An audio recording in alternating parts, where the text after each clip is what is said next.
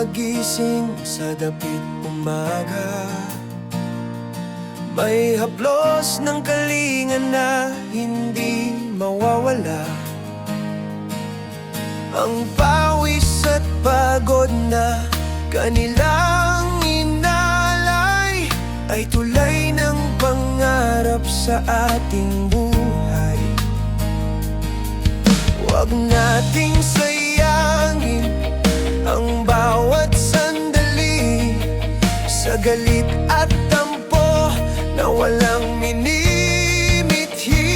Dahil ang magulang ay ginto sa mundo, regalo ng langit sa bawat tao. Mahalin ang magulang habang may oras pa, ipadama ang pag-ibig na walang kapara. Dahil mahal ka ng Diyos sa bawat hakbang, sila ang gabay sa gitna ng kulang. Igalang ang buhay na sa kanila nagmula, pag-ibig ng may kapal sa atin ay pinagpala.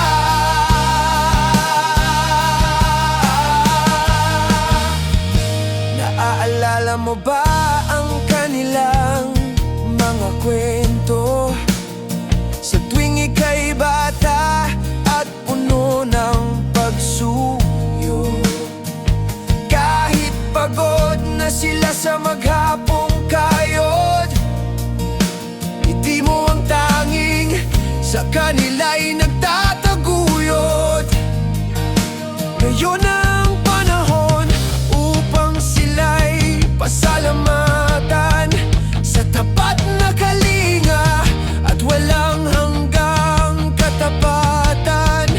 Ang utos ng Diyos ay ating sundin, ang ating mga magulang ay laging mahalin.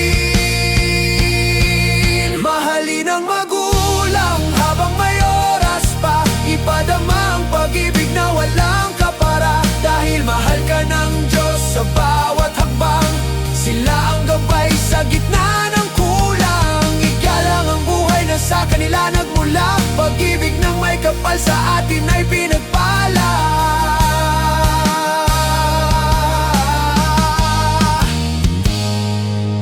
Ang panalangin nila ang iyong proteksyon sa mundong magulo at puno ng tensyon. Huwag mong hayaang lumuha ang kanilang mga mata, ipakita ang halaga bago sila mawala. Ito ang tunay na tagumpay sa ating buhay, ang maging mabuting anak na may pusong dalisay.